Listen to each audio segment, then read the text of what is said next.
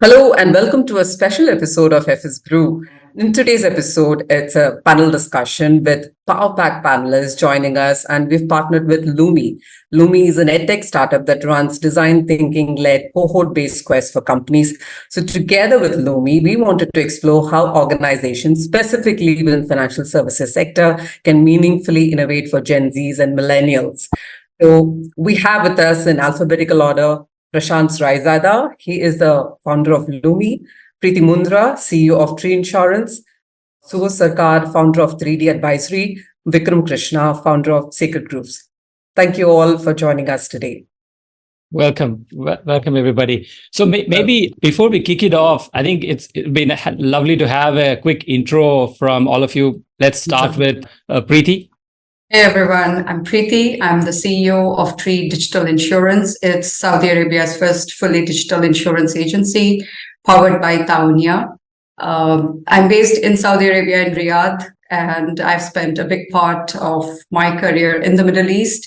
Started in banking in Emirates and BD, and that's my connection back to Vikram and Suvo. And then now I'm here in Riyadh. Perfect. Prashant. Oh, thank you. Thank you, Preeti. Thank you for joining us. I'm Prashant Raizada, founder and CEO of Lumi. Vidya mentioned about us briefly. I have been an edtech entrepreneur for the last 15 years. And before that, spent my first decade in business building a large business process outsourcing company in collaboration with Infosys, where I was a founding team member, and spent a few years at McKinsey. At Lumi, what I'm doing is really develop an organization which is bringing governments, companies, academia, and leaders together to try and pave the way for the next generation to thrive. Perfect. Very good. I'm just going to go counterclockwise on my screen. So I see Suvo next. Suvo, please. Hi, everybody. I'm Suvo Sarkar. I've been a banker for over 36 years across different markets globally. My last role was the global head of retail banking and wealth management for Emirates MBD, based here in Dubai, but covering multiple markets. I now run an advisory firm called 3D Advisory, and I have a bunch of multinational clients who I advise. So I've actually moved now from execution to advising people to do things. Very happy to be on this panel and share some of my experiences. Excellent. And Vikram. Hi, my name is Vikram Krishna. Delighted to be here today. I'm a financial services professional by training, but now I'm a climate action influencer by choice. I run Sacred Groves. We are a conservation organization, and we protect forests all over the world from getting destroyed. We've so far protected 3 forests, 2 in the UK and 1 in Canada. The one behind me here is in Canada, with the help of individuals and companies from 50 plus countries. Our aspiration really is how to protect 1 million acres of forests by 2030 from getting destroyed all over the world. And not an easy task, but all geared up to make it happen. Fantastic. Fantastic. So I think our listeners and viewers can see that we have a power-packed and pertinent audience here. I think I'll probably kickstart the first set of questions. So really, we're talking about AI and sustainability throughout. And arguably, it's a kind of unrelated topic, but they're becoming hugely important in today's, both for our customers and for our employees. So what we want to expect and kind of dive down is how can a company build a brand aligned with these sort of powerful forces that are shaping our lives? How can financial sector leverage AI, develop sort of culture of innovation, entrepreneurship, and maybe explore some novel and meaningful ways to engage the youth to win market share and mind space, right? Now, Gen Zs and Millennials, right?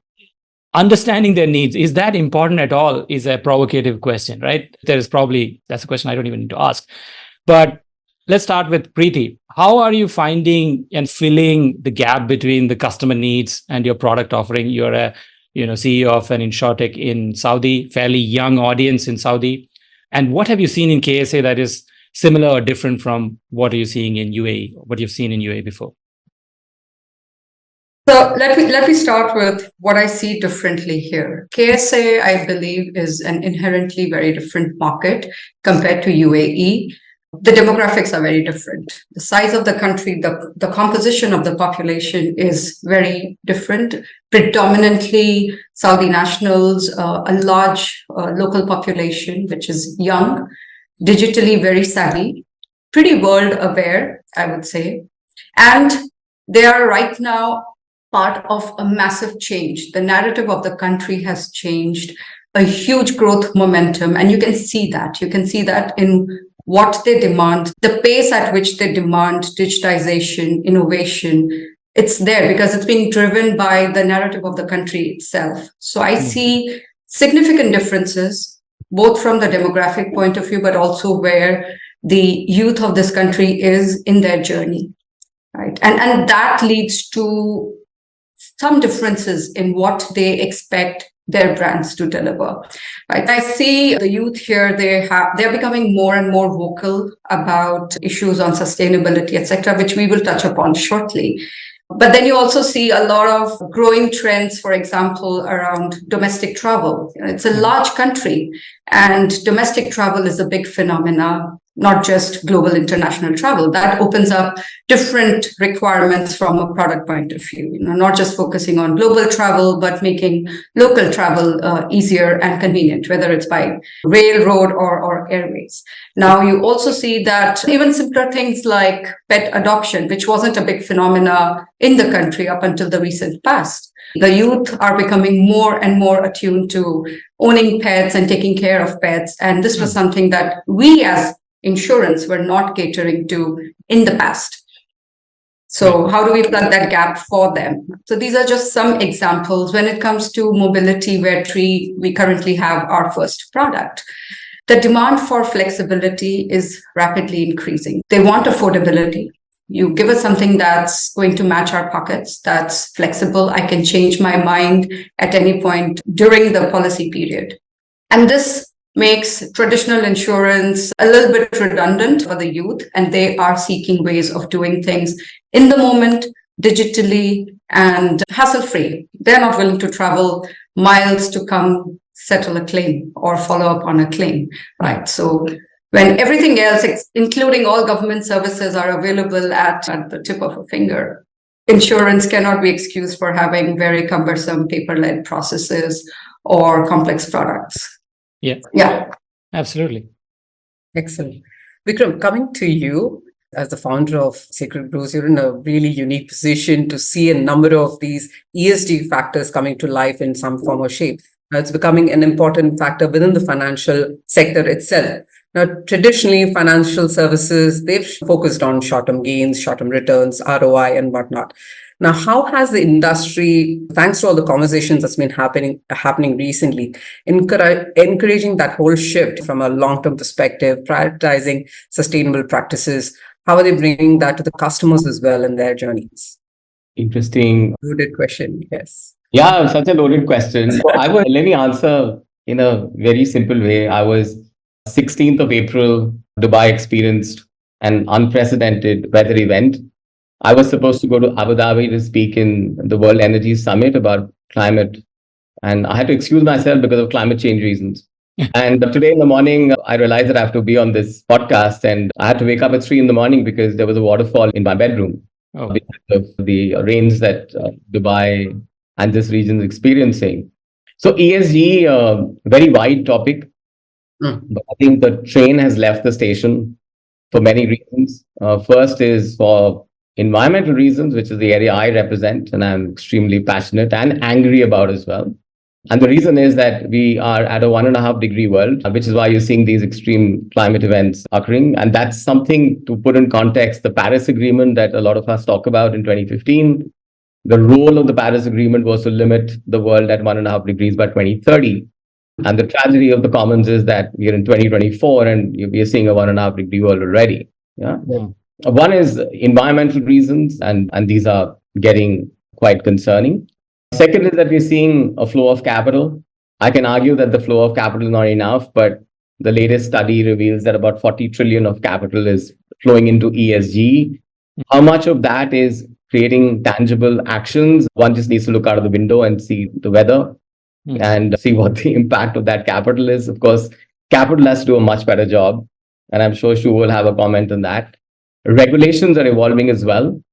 I'm a part of many sort of activist groups, and what we're trying to do is to make environment not a civil issue but a criminal issue.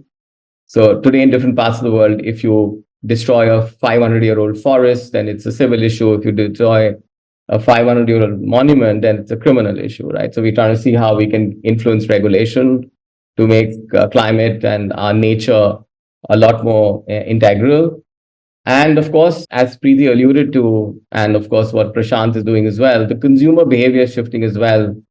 So each of us who represent large organizations, when we come home and talk to our children, we face some rather angry young people who are saying that, why do we have to clean up what you did not do? And so it's a whole range of these factors.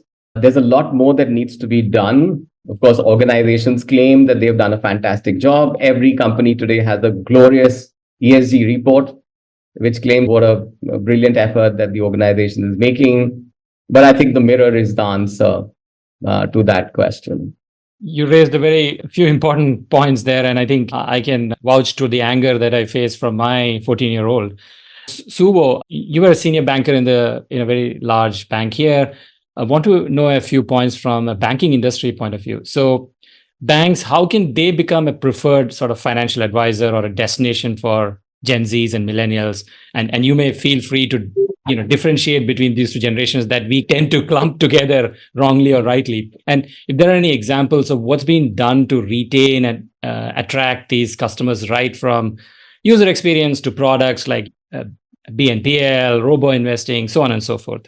So let me first start by saying that I have two daughters. One is millennial and one is Gen Z. And they can't be more different. They are two different generations. Yes. And a huge gap between the two of them in terms of thinking.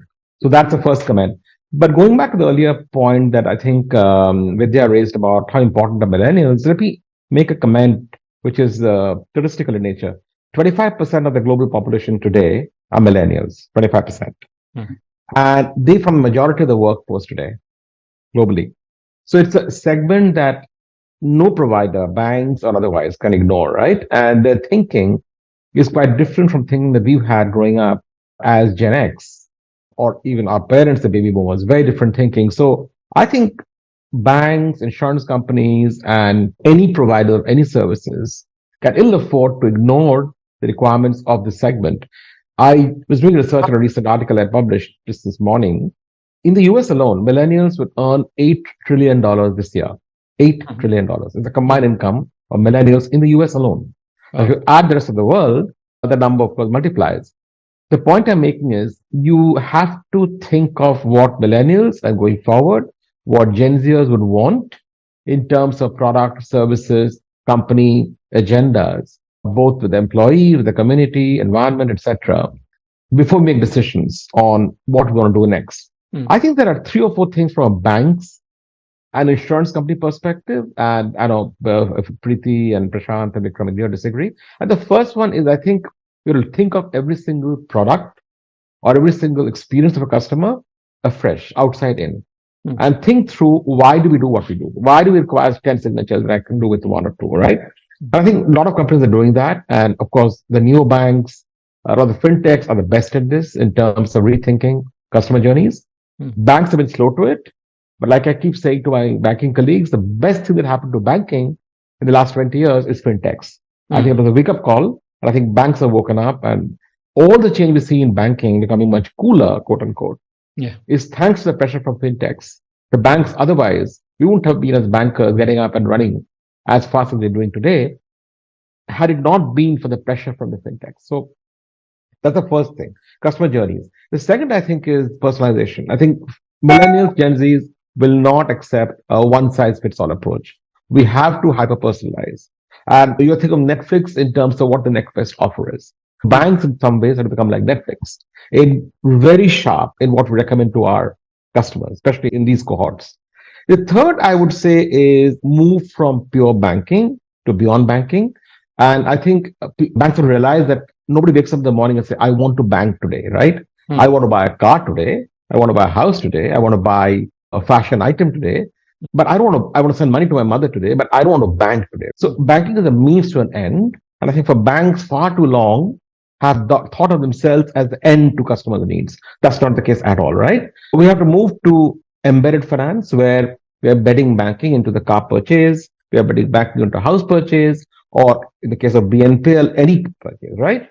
We have to move from banking to beyond banking. An example of that is what we did at Emirates LBD with Vikram and Preeti, where we managed part of it, is launched a digital lifestyle bank, Live, which went beyond banking to include things that millennials like, which is sports, which is music, which is food and drink, events. And that was part of the app that the customers use. And that has been a big success, 500,000 customers today, and profitable. So I think you have to move from banking to beyond banking. And the final point, I think the point that Vikram alluded to is we have to think of other factors that affect customer choices, right? Gender diversity, community thinking, climate action. All of these are important millennials.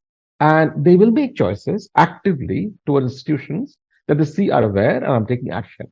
I think, to refer to Vikram's point, a lot of it at the moment for bank boardrooms is pure talk. We're just trying to fulfill a set of regulations, taking a few boxes, which allow us to show that we've done some stuff, right? I consumed, I don't know, maybe 25 liters of water per month per employee last year. This year I'm 20 liters, so I've done great, 25% increase, improvement. That's not enough, right? We have to go far beyond that to be able to make real difference to the community we live in. So I think a lot of it has to move from talk to action, and it's from pure reporting to really feeling the change you are making in the environment we are in. So those are my initial comments in terms of where we are with both with millennials and sustainability. Perfect. I like that beyond banking tag. Yeah. With you. Coming to you, you're walking the talk. You're working very closely with the young generation as early as 10-year-old. You run these quests, which allows companies to engage with this segment on topics that are very close to them. You design these quests, and ultimately it comes out with an output that the companies can work towards. What is the nature of these quests, and how are the Gen Z audiences responding to these quests? It'd be great if you can tell us a few examples, especially from the financial services sector would be great. Yeah, thank you, Vidya. The whole idea of Lumi actually came out from my son when he was 11. Now, he didn't think of a business or an idea. He just did what he did. And because I'd spent so much time in this sector, I and some people around me picked up on this idea of why don't we create a platform that allows these young people, regardless of the age to some extent, to solve the biggest problems that the world is facing. So they get a voice, they get agency. To pick up on Vikram's point, they're angry, or some of them are activists. They see Greta Thunberg and they think, we can't do that. So from anger and activism to action. But that is not enough. Many of us here are, if not all of us, are parents. As parents, we don't want our children to be angry or activists. We want them to be successful. So therefore, the second thing that this platform must do is prepare them for the future by building skills. So we are combining the two, right? And what we are doing here is something I've realized over my 25-year career, this transition that I've seen in companies, that I think doing well and doing good are now intertwined. I think if you just try and do well, and Preeti, you made this point about insurance, right? You can do well as an insurance company, but if you don't do good, you cannot connect with your customers. So what we are doing is really trying to make things a little easy. Companies can do whatever they do, but they collaborate with us. Governments can do whatever they do, but if they work, give us a chance. And academia can do whatever it does in universities and schools, but gives our platform a chance. We can change the trajectory of this young generation from what it is today. It's traditional education, inability to contribute to the global issues, and people who come out and then all of us complain they're not ready for the world of work, to people who are purpose-led, highly skilled, and collaborative. It's such a simple thing. Yet, let me be honest, I haven't done anything harder in my life. Yeah. So these quests are basically collaborative programs, which are very human-led, but equally AI-led now, where these people come together, solve problems, come out with a tangible tech-enabled innovation. We don't like presentations. We like an innovation. And then come out with a personalized digital skills passport that a corporate values or a university values. So everything has to be very tangible. Like Vikram is saying, it has to be very tangible. Just look out of your window. You can see the impact of all the $40 trillion missing. It's not tangible enough. So how do financial services sector, how does it actually play a role in it? I think a very big role, because if you go to any country in the world, this is the sector that's a leading sector, if not the leader. I'm sitting doing this from London right now. This country is known for financial services. Now, what have we done with financial services? I'm able to only convince 1 out of 10 CEOs to take us seriously. So we are actually failing at this point with this sector. But we have managed to work with leading banks. And what we are saying is, we'll be your talent partner, we'll be your impact partner, and we'll be your innovation partner. You pick what you want us to partner with. We just want you to come, give us a chance to engage with these young people, run these quests, enjoy the innovations. And if you want, you can put money behind those innovations, because we've got more than 100 of them now. But try and develop these people also into your future employees. So that's why we started with 10, as you said, Vidya, but now we are actually hovering at 25 years of age, because the governments and the companies are saying, I don't know what to do with the 10-year-old. I love this person, but can you please reskill or upskill our graduates or university students who we can employ? So we are making it easy for some of the executives here, like Preeti, Suvo, Vikram, when you are in your roles, or when you were in your roles, to do well and do good.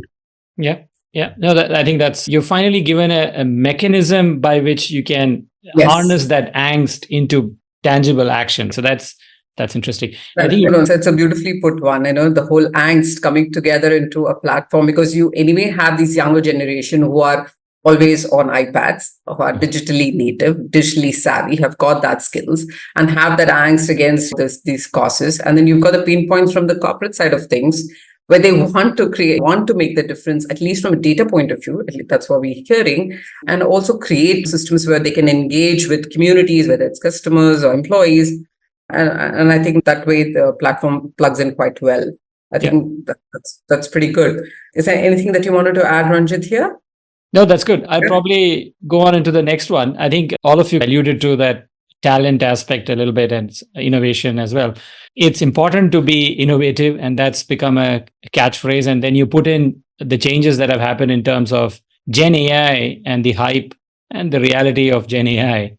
Suddenly you have a tool by which you can do something different in your company and upskill your young employees, develop them, have a mechanism for actually creating a competitive edge in your company. With that as the background, Preeti, you built an insurtech from the ground up in KSA with the backing of Tavunya. Can you probably give us a case study of how you are creating a culture of innovation in your company? And you can say, no, it doesn't, if AI doesn't play a part. But if AI does, we'd love to know.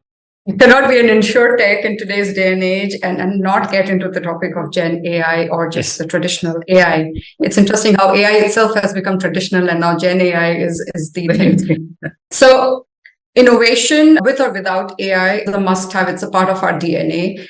It's one of the primary reasons why Tree was even set up by Tavunya to be this engine of innovation, a test bed for new technologies, and bring to market ideas that are new, interesting, that are relevant to today's generation, and can be scaled up efficiently. I think the role of AI becomes extremely important when we talk about scaling up the innovation and making it accessible, affordable, and sustainable over time.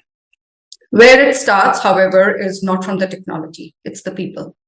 So hiring the right mindsets. I built my team from being just 4 members when I joined, when we came together.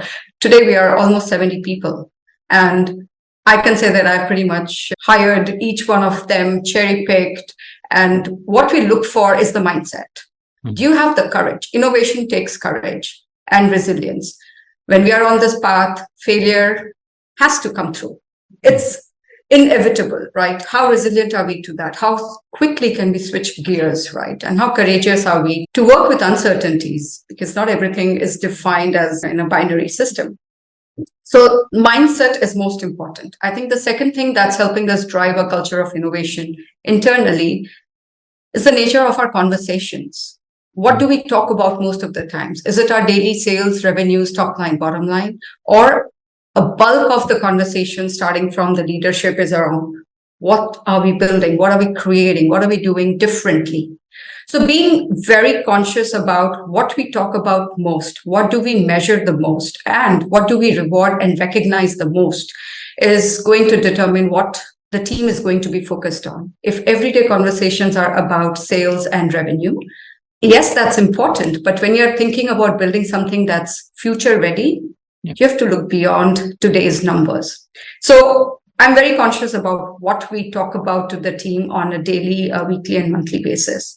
Setting the tone of the culture, right? So last year, for example, we got the whole team together and we went into a 2 days workshop to craft our own values. And I had shared this with Vikram when we met one-on-one. And I said, these are values that don't just sound like phrases out of a consultant's book. Right. This is something that the key team came together with. And we as a team, we are rooting for growth stories. It connects with our brand, with who we are. But then our values, and then if I may elaborate on them, we have 4 values, very simple and very tree. Dig deep, get your hands dirty, roll up your sleeves and be ready to do what needs to be done. Branch out. Think differently, just branch out. And then if you're doing all these 3 things, standing tall and celebrating our joint success is a part of what we are all looking to and working towards. So these are values we came out with. Now, it was easier to come up with this. Bringing this to life on a day-to-day basis is, as a leader, my biggest area of focus, not settling down for mediocrity. How do we then push for innovation internally is, again, giving the young people we have in our team with a lot of passion, a lot of ideas, giving them the opportunity to build this themselves. It's, we can always take an excuse and say, let's outsource. Let's get a company that already has this technology and let's license it from somewhere else.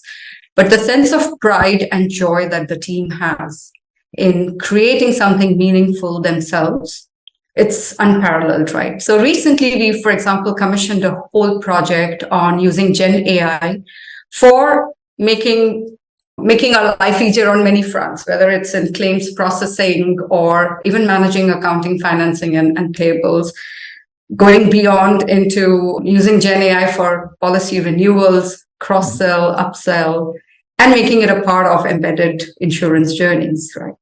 Now, this is something that we've met many insurtechs around the world. Many of them have pitched this to us. But then the team came up and said, Preeti, we want to do this.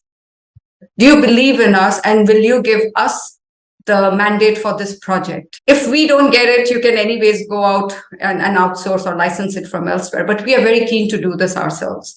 And I had every reason to trust in them and say, yes, go ahead. I'll be the happiest to see my own team creating this and using all of the technology that's available to you. So building that culture of internal entrepreneurship and letting them experiment, encouraging them, rewarding them for having that courage. I think so. All in all, yes, Gen AI is part of the innovation. It's not the only tool available for innovation. Absolutely. I think it's the culture, it's the people and the mindset that will decide how well we actually use Gen AI and all the other available technologies. Yeah, no, I love the values that you mentioned, and obviously it is the culture that really is important in any transformation. So yeah, spot on. Awesome. And it's exciting because as a young digital brand, you're able to do all of that. Coming to you, Suvo, are you seeing that in maybe mature organizations or financial institution, and you work with a lot of them from your consulting point of view? Are they adapting this culture of innovation or AI specifically from a board perspective or also from an organization goal perspective? Yeah, very much. I think to me, this is the Kodak moment for AI in banking in terms of the aha moment, in understanding that AI can really transform banking inside out. Nice. And to be fair, predictive AI has been there in banking for, I would say, the last decade or so. Yeah. Banks have been using some form of AI in terms of credit decisioning, certain stuff in the back end. But what is new in the last 1 year specifically is generative AI, Gen AI, right? So I think it's a bit of a journey from predictive AI to Gen AI. I think it will fundamentally alter the way banking is done. And I would say from the front end to the back end. In the front end, I think we are seeing a lot of movement towards on the lending side, faster and more accurate decision making on credit.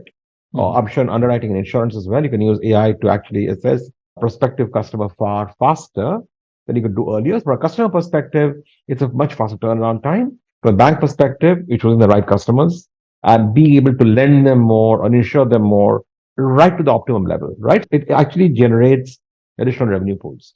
The second is on wealth management, where customers can now choose the right products based on a AI guided advisory, which is happening for a number of wealth firms. We are seeing that.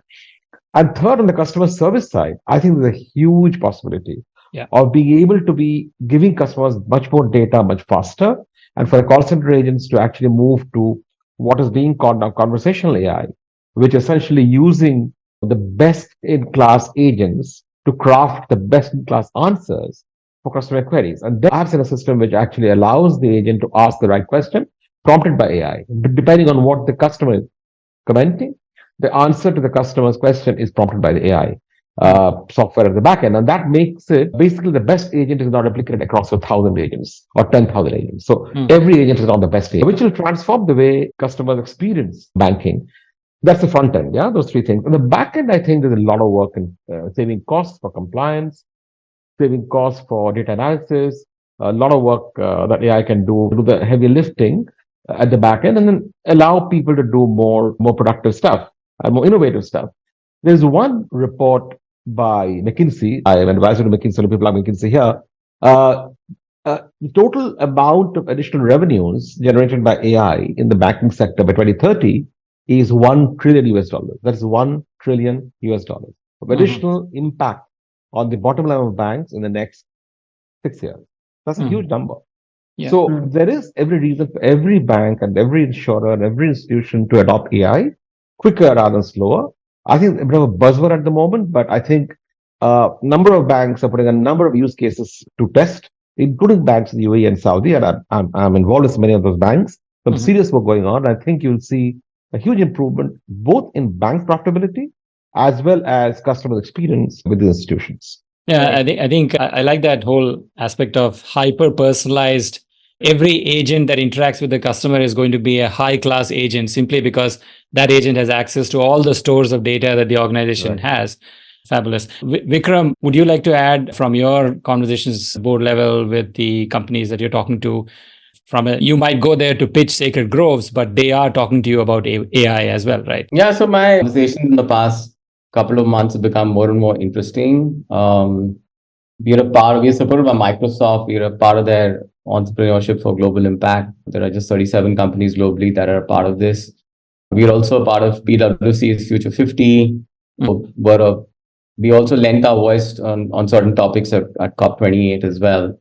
So the way I'm trying to build my argument, of course, it's multidimensional, some of which is covered, is on talent. And because I'm inspired by what Preeti just mentioned about values and culture, yeah. There's a new word, there's a new phrase that has been introduced into our lives over the last few years. It's called climate quitters. And maybe I'm one of them as well.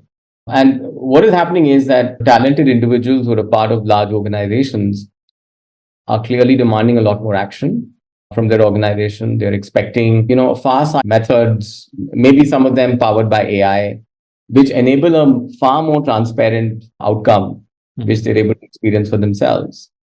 And the reality is that from an information and an awareness and also understanding perspective, most individuals who are part of these large organizations aren't completely able to understand what the organization wants to do.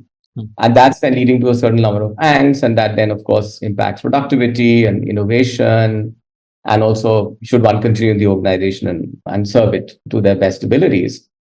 So I think just to put a wrapper around what Suvo and Preeti mentioned, and the fact that millennials are now representing an 8 trillion economy, and there's also a 40 trillion wealth shift, which is expected over the next 10 years. And of course, who's going to get it? It's the younger audience as well, right? Yeah. I think it's super critical that climate becomes center. It's also super critical that AI and generative AI plays a role, because there are a lot of very fundamental and structural inefficiencies in human systems. And you take anything, right? So since I'm in a financial services industry topic, right?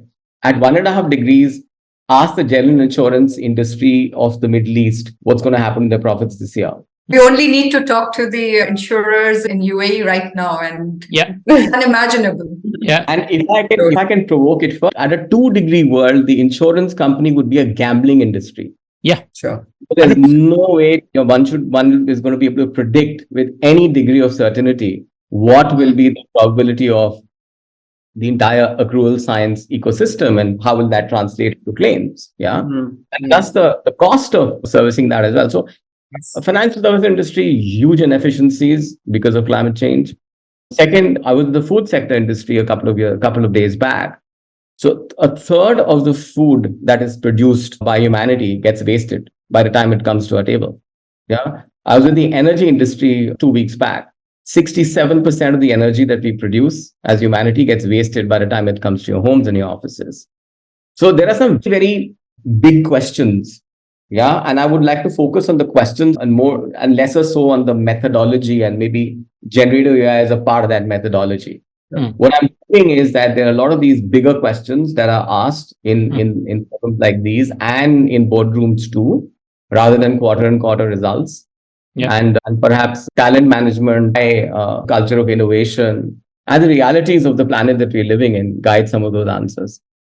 Vikram, just to add to what you said, I just heard an interview the other day about this whole Bangalore water crisis. And I didn't realize that this environmental scientist was talking about the fact that a lot of water in Bangalore homes is supplied from the Kaveri River, which is 100 kilometers away from the city.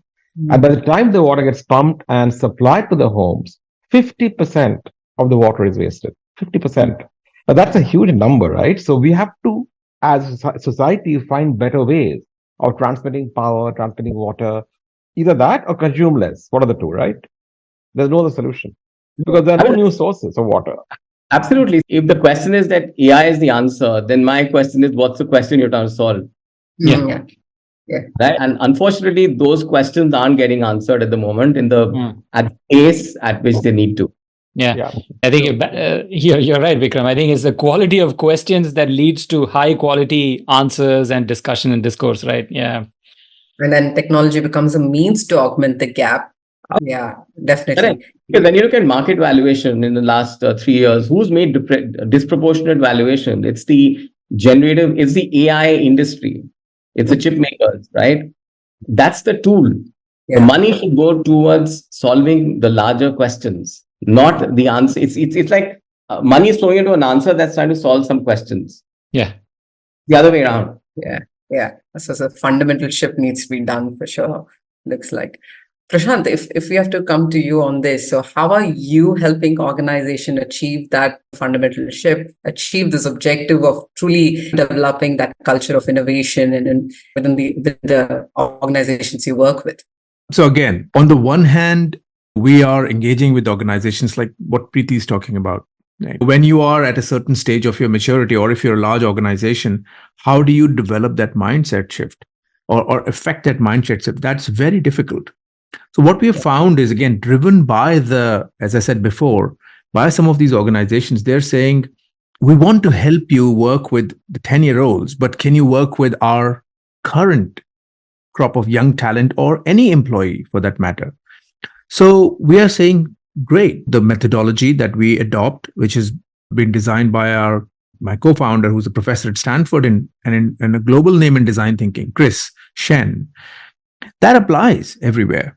So we are working with these organizations and saying, instead of talking about general problems, let's pick up the biggest problems in the world, including climate, which they care about, or let's pick up your business problems and apply the quest to that to drive certain outcomes. But I think that's still, I would call, a very tactical thing from our perspective. We're solving the here and now for businesses, which is something that we need to do to survive. But there is a much bigger problem we are trying to solve. And sometimes I have to actually remind myself that in trying to solve a very big problem, make sure you survive. But the big problem that we are trying to solve with there is, like Suvo, you mentioned, right? The impact of AI will be 1 trillion. But the real problem that we are grappling with, is it a human being or is it AI? That we don't understand right now. The answer a lot of people are saying is a human being who's able to work with AI. Now, how do you do that mindset shift in the current employee base? What you can do is skill up the coming generation of employees who understand AI. Now, what are we doing there? Globally, education systems are prohibiting the use of AI. That is not going to help. Now, let's just go back a decade and look, as parents, think about what happened when social media came around. We were doing whatever we were doing. Some of our children picked up social media and lived a parallel life. They still do. We don't understand. Now comes AI. They are doing whatever they are doing, and we don't understand. So instead of that, why don't we take a proactive approach, get the young generation familiar with AI, skilled in AI, so that they can and at the same time, to Vikram's point, answer the larger questions. AI is a tool. But what is the larger question? How do I solve for climate? How do I solve for inequality? How do I solve for cybersecurity? And those kinds of things. So you need to do that at the same time. We've always had the steam engine or the internet and now AI. But we haven't been able to solve these problems without human beings. Doing well, doing good, you have to do it with AI. But you can't do it if you haven't invested in people and you haven't skilled up those people. So that is really what we're trying to do. But we want to do this at a very large scale. So that's why without getting the right kinds of sectors involved, without getting business leaders like you involved, we can't get anywhere. This Lumi is not an initiative that I can build like a classic ed tech company, raise lots of money and try and show a hockey stick. Yeah. It's just impossible to do it. It requires people to come together to understand the problem, understand the big questions, and say, I think it's extremely important for us to solve this problem together. And through that, I can see a clear path, which is some leaders do, others don't. Yeah. Find a path to my own profitability and my own growth. Yeah. Prashant, on your point, just one thing I want to add is an interesting paradigm that IBM, who were the first ones to create AI with Watson, uses is this paradigm of we are today moving from plus AI. What we're doing, we just add AI to it. So conversational AI is call center, plus AI, credit decisioning, plus AI, etc. From plus AI, in the future, going to AI plus. So essentially today we're just adding AI to what we do and trying to solve problems, right? Yeah. They think 10 years later, it'll be AI, the plus human beings when they're required, right? That's an interesting concept to keep in mind, right? This is the transition, this is the journey, this is the direction of travel, AI plus to plus AI. Now, we cannot fully imagine what will happen in the AI plus stage, correct? And we know what we're doing today with plus AI, right? All of us have some idea what we'll do with plus AI. We can get better speeches. All my farewell speeches, when I was leaving my ex-employment MBD, I had probably 8 or 10 farewell speeches. I used ChatGPT shamelessly because I can't think of every context. And the speeches were wonderful. None of the people realized that I was using ChatGPT. Right. But thanks to ChatGPT, it becomes much easier, stuff like that, right? So it's still plus AI. But AI plus is something you can't imagine what that will be, right? Do we need people at all in doing insurance underwriting, for example? Why do you need people? The actual science can be coded into AI, will do a much better job than people will do. Watson in the medical sciences for IBM did far better cancer detection than oncologists did, right? Than human doctors did. So the age of AI plus, I don't know, it's 3 years away or 10 years away or 20 years away. But when that happens, I think it'll be a very different world. Yeah. I just thought I'll make that point. So you make this, sorry, Prashant, if I may just add to what Suvo was saying, this whole topic of plus AI or AI plus, I'm actually living this right now because when we decided to automate insurance claims payout, the technology team is fully gung-ho about it. They want to go all in and do it. But then the insurance operations team and finance are very jittery and skeptical about this, not knowing what we are opening ourselves up to, right? We decided to go with the plus AI initially, saying let AI do the job. Let's see what's the accuracy of what the model is predicting. We pay, we don't pay, and let human eyes do this, review it, make a decision, and then the payout can just be a standard process. But the ambition is clear. The plus AI is just a temporary phase till we can build a certain level of confidence and say, okay, now 80% should go AI plus, and the AI would be 80%. Remaining 20%, where the AI itself is probably doubtful, should be where talented, qualified individuals are actually looking at it and then feeding it back to the AI. So the shift from plus AI to AI plus is going to be very interesting. I'm personally very curious to see how this pans out for us. Underwriting is an area where we are already using this. There are very advanced, sophisticated models available, made the lives of underwriters so much more different from what it used to be on traditional Excel models in the past. But seeing the impact of that in a lot of other operational areas is something I'm personally very interested in watching the space. Yeah. So since you're all into mathematics, I'd love to add a multiplication to this plus AI context. With Right. plus AI into climate action. Into what? Into what? Into CA, climate action.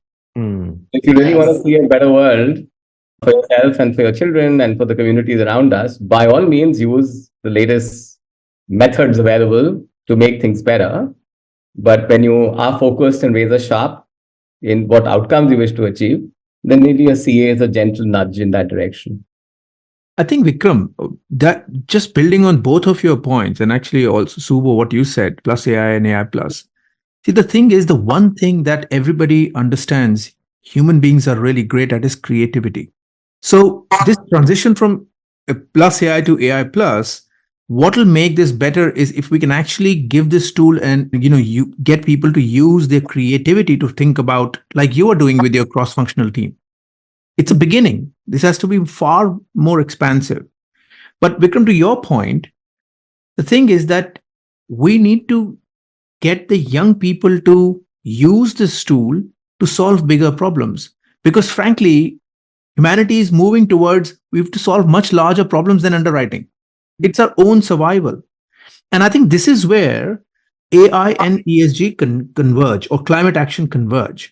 Because what we are not yet covered, and I'm sure some of you will have a perspective on this, is what is the climate cost of AI? We can't also use this tool willy-nilly. It's hugely environmental. Absolutely. I knew a combination of Vikram and Prashant would bring this out. Recent podcast of Sam Altman with Lex Fridman, who is a professor at MIT.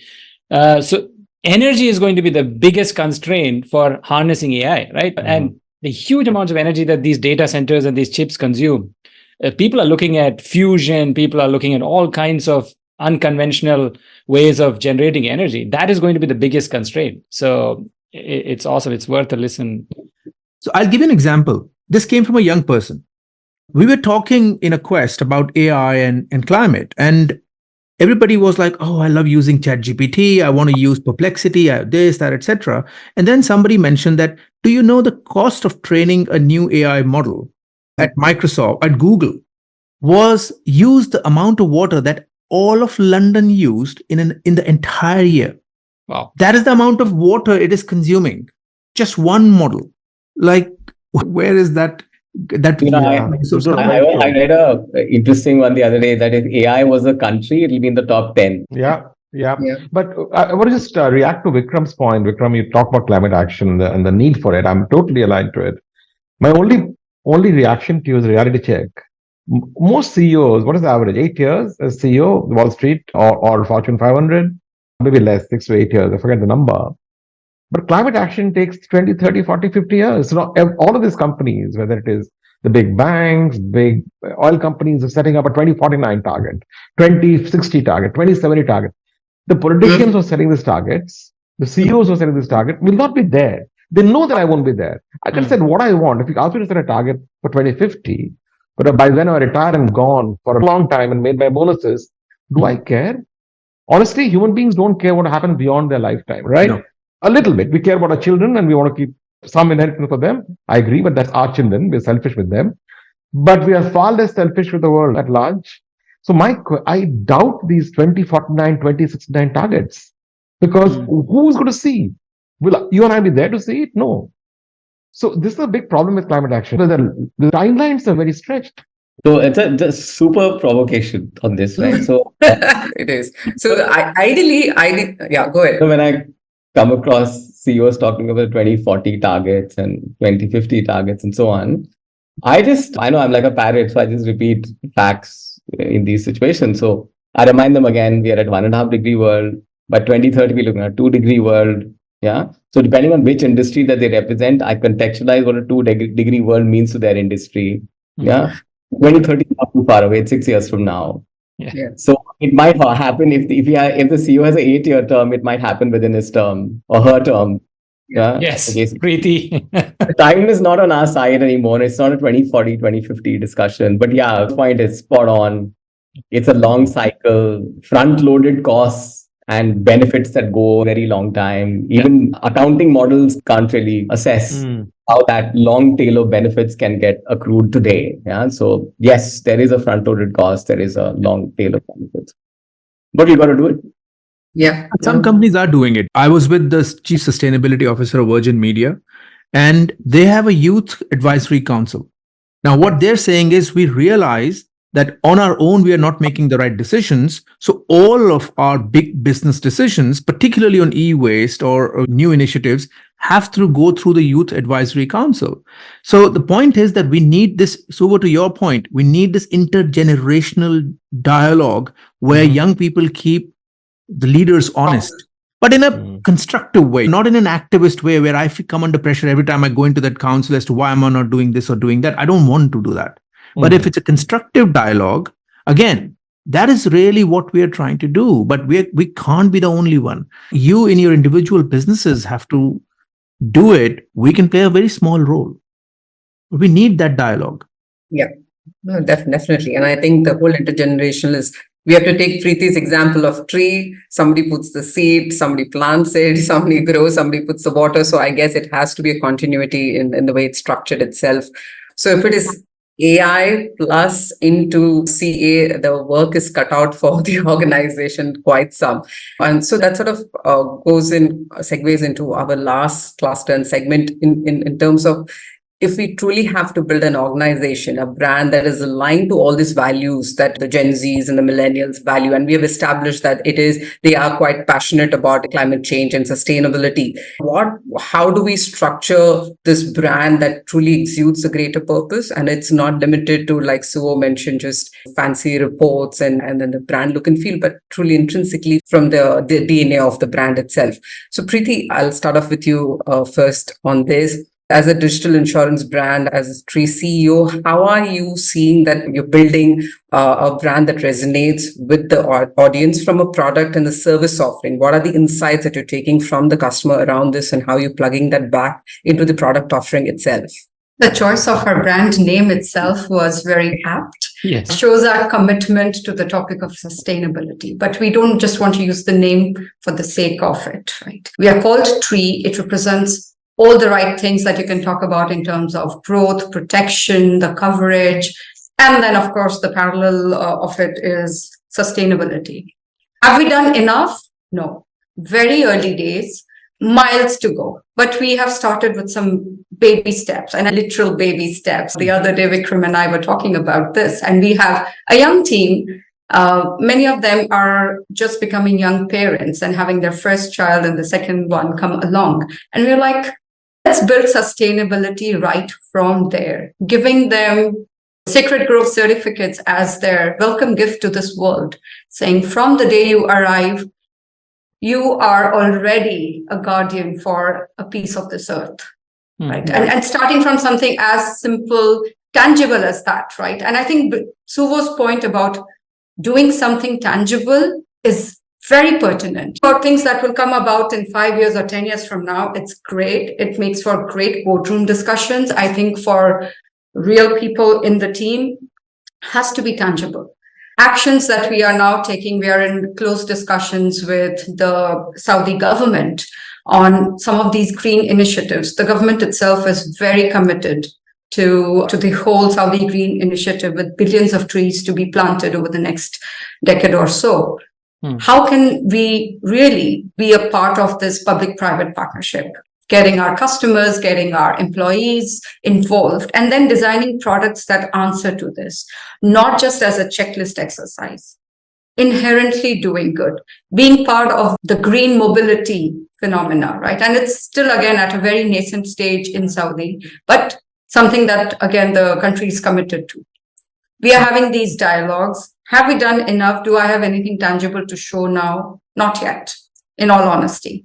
But it's a big part of our roadmap. This is how we want to build the product. For the variety of products that we will launch will all have an element of sustainability, not just climate action, but sustainability, a part of giving back in a meaningful way. When we talk about motor, yes, green ecosystems are all part of what we will be doing. When we talk about pet, we want to talk about being better pet parents and being a more responsible society.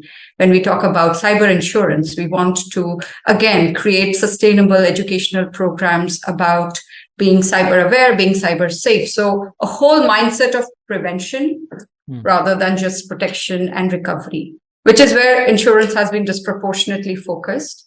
Yeah. We want to take a bigger share of prevention. And I think for a startup of our size and scale, I think it's important we become part of the big public-private initiative here, rather than try and go do things all by ourselves. Yeah. Preeti, I have an idea for you for giving back, unless you already thought of it. For every tree insurance customer buys, you say, I'll plant a tree. Yeah, in your name. This is exactly what we're talking to the Green Initiative about. Again, early days. Hopefully, within this year, we can bring this to life. Buy a tree, get a tree. Yes. Lovely. We've got the tagline there. Yes. I love it. There you go. I'm doing Vikram's job now. I'm doing your job now. Thank you. On that note of what can you do now? All of you were a part of financial services, and also specifically 3 of you as part of leading banks.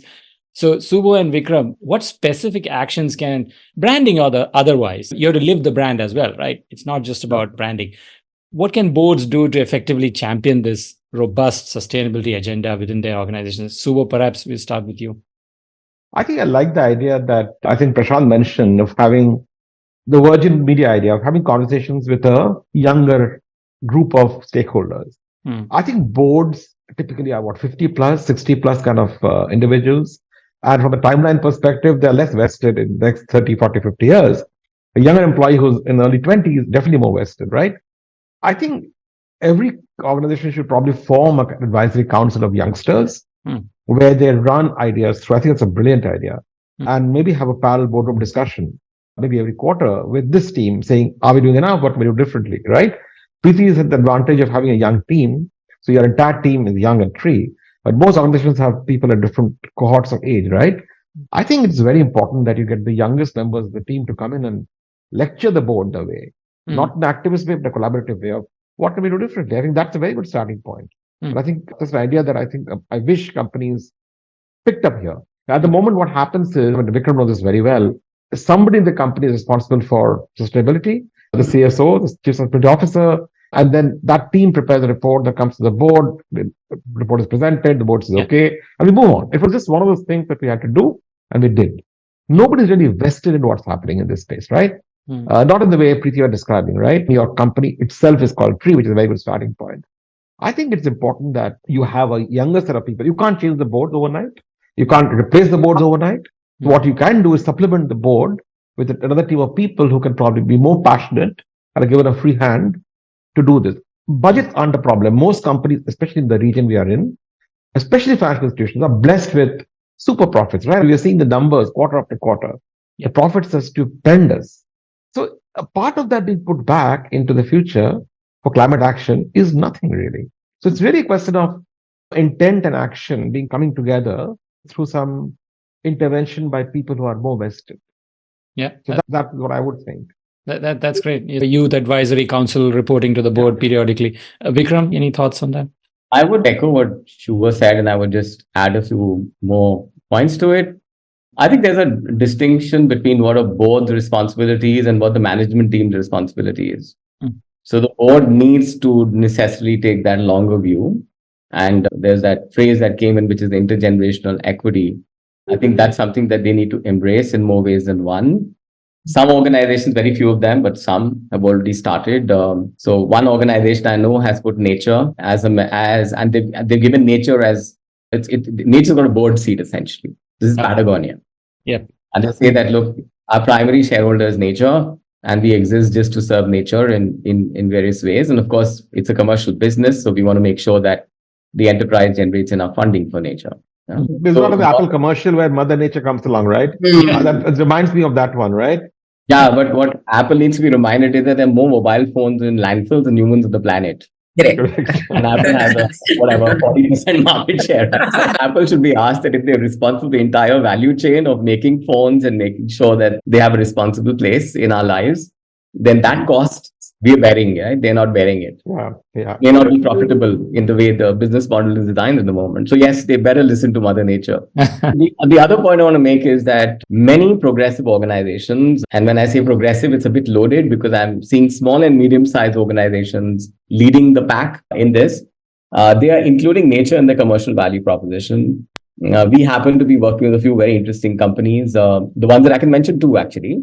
One is the company called PR Nation. They sell art on Instagram, and they made a commitment that for every square feet of art we sell, a square feet of forest will be protected. And they've then quickly expanded to different markets, and they're doing quite well. The other one, which is my current favorite, which we just signed up 6 months back, is a jewelry firm called W. Salamoon. It's a high-end jewelry company. They're based in the UK and France and originally from Lebanon. So they launched a range of jewelry with us and inspired by the forest that you see in the background. And their commitment is that the more the jewelry collection sells, a percentage of the sales of that collection will go towards conservation. Okay. And they're getting a good feedback. So organizations are realizing that conservation is not a nice to have. It is not a CSR story. It should not be page number 147 in your annual report. Yeah, where somebody just takes it and gives it 1 minute in their board meeting. Yeah. Conservation will drive commercial outcomes. Conservation will drive valuation. I can't tell you how many pitch decks that we are a part of now, because a lot of the VC community that I'm familiar with, they are now insisting that organizations add conservation outcomes to their overall story. Yeah, it may be a big box at the moment, so one can argue the intention, but it is happening. It's a start.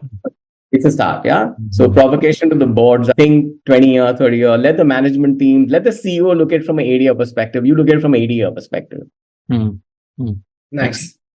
Awesome. So if you use that as a provocation, as a background, Prashant, what are the insights of these young generation, their mindsets that the organizations can tap into and utilize, and can the organization to be really invested into this whole sustainability agenda? Can it also drive ROI by having invested into programs like these? See, to me, the ROI is clear. I think it's a question of, when I talk to business leaders like we have in this room, do they actually see it? And I think, Vikram, you made a very good point, right? It's the management sees it differently, the board sees it in a slightly different way. But the ROI is clear. See, first of all, from just a pure branding perspective, what Lumi is able to do and what we are demonstrating when we are collaborating with companies is that they are providing a clear avenue for intergenerational collaboration, not dialogue, collaboration on problem through a quest, where they come out with tangible outcomes, which the organization and the participants claim ownership to. We don't. The second thing is that this is providing a clear pathway for them to differentiate, in some cases very explicitly, well, you work with younger customers, but in other cases, saying that we are doing this for the community, like we're working with a real estate company, they're doing it for the community. It drives greater trust, brand, because beyond product to purpose. But I think the third very critical point is that unlike many PR or marketing initiatives, through Lumi, you come out with tangible outcomes. Like we partnered with EY last year on the topic of cybersecurity. We worked with their apprentices. They came out with 2 innovations, and the business leaders were considering putting money behind, millions of dollars behind those innovations, because they figured out a way to, they just solved a simple problem. They said, the problem is we are in a new world of hybrid working. We have such strong cybersecurity measures when we come to the office, or we don't come to the office most of the time. We are at home. So they figured out, they created an app called NetSentry, which allows an average employee to figure out hotspots of cyber weakness in their house. So this is the kind of tangible innovation that comes out. That's the kind of tangible involvement of employees and young people. And the benefits of that are pretty obvious as a leader to me. I think it's a question of just doing it. So that is how we are driving ROI for organizations. That is how we are helping them. But I default to one simple thing. Every executive is extremely busy. So what we are trying to do day in, day out is to try and make it easy. And that's where Vikram and I we've just formed a partnership. Vikram, I'll let you talk about it. How we can make it easy. Yeah, so absolutely delighted. So we've launched these really exciting climate action quests, and they're designed towards young adults in the age group of 10 to 25 to look at climate change as a broader topic. And over a period of 1 week, through design thinking and AI-enabled prototyping, come up with solutions that can solve some of these problems. We have an interesting bunch of companies that are keen to sponsor it, because we clearly believe that when hundreds of and thousands of students get involved and they actually share that with their parents, who are the ones who are sitting in boards at the moment, it'll be a nice little provocation for everyone. So very excited to see it. We had a pilot run recently. We had a bunch of kids who created a really impressive idea called Eco Champs, which is about conserving water and saving plastic and gamify the experience, and quite fascinating. I love these interactions, because when you're on a Zoom call with a bunch of 16-year-olds, you see young people with lots of hope. When you're talking to CSOs, it's a different one. Talking of provocation is one comment. One comment I can't resist making to Vikram's point about board versus the management. If there's no versus, but I'm saying looking at the board separate from the management. My view is, I think globally, I don't have the numbers to back this up, board members last less long than CEOs do. So I'm not necessarily sure whether the board members have a much longer term view than the CEO. And to expect the board thinks 8 years, the CEO thinks 8 years or 8 quarters, most likely, I think the boards are as quarter focused as the CEOs are. So I don't think we can delegate upwards on this. I think we have to drive it from the driver's seat as CEO and the team of people, the management team, the exco, whatever that is, and the youth forum that we talked about, and then push the board upwards to look at it. But I don't think boards are necessarily waiting to solve this problem for you. Especially my experience, Vikram, yours too, in the boards in this region, and they're far more focused on bottom line than anything else. Yeah. So I think a lot of it has to be driven upward. I don't think you can expect the board to take care of this while the CEO takes care of quarterly numbers. That's my view. And so I really believe the power of the youth forum. When you have a team that believes, again, with all the support you can get externally, involving specialists like Lumi and Sacred Groves, there still has to be a very strong internal mandate on this, where employees and your teams believe in it way more than even the board. Because that's where they will make climate action a part of the whole operating model. What products are we building? How are we operating? And how are we servicing our customers? And how are we sustainably giving back? This cannot be done through a small team that has the title of sustainability. It has to become part of the DNA of the organization, where your employees from bottom up believe in the cause, and whatever the cause might be. Not all employees are driven by the same cause. Believe in a cause, believe in multiple causes, but I don't think outsourcing is really a sustainable option. It has to be driven bottom up. Yeah. This has been such a rich discussion that we can probably have a couple more hours of this. In the interest of time, probably, unfortunately, we'll have to bring this to a close. There's so many nuggets here for our listeners and viewers. I just want to open it up for any final quick 15-second sound bites that we can use on our TikTok channel. Just joking. That you can bring this discussion to a close, and then we will close this episode. This is a 1.5 hour podcast so far, right? Yeah. 1.5 hours, almost 2,000 acres of forest, primary forest would have been lost. Whoa. if anybody is listening to this podcast for a business case for nature, that's your answer. Okay, that's Wow. strongly made. That's great. Vikram, to end on a positive note and building on what Suvo said, I can say in the last 1.5 hours, a few hundred trees are potentially to be planted. We would have sold those many policies that give us a reason to go back and plant those many trees. Maybe not enough to cover for all the damages, but if enough organizations decide to do it, I think we can make 1.5 hours work for us. Excellent. I would say do it and do it now. I don't think I can wait any longer for everybody around the entire ecosystem. I think everybody has to get up, whether it's the government, whether it's the CEOs, the boards, the employees, the consumer themselves. Vote with your feet, right? In terms of companies that are still versus those that are not. I think we're going to do it now. Yeah, absolutely. Prashant? If positive and negative, but I think if this 1.5 hours can actually give us potential collaborations which can help us scale up 10,000 young people this year and be part of this intergenerational dialogue, I think then that's my goal. That's really why we are investing all the time in having these discussions. I really hope that some of you actually work with us and some of you help us raise the profile of the importance of involving young people in these debates. Fantastic. And that's a kind of a great note to bring this discussion to a close. You guys have been fabulous panelists. Thank you very much for being here on the FS Brew podcast. Thank you so much for joining. Thanks, Ranjit. Thank you. Thank you very much.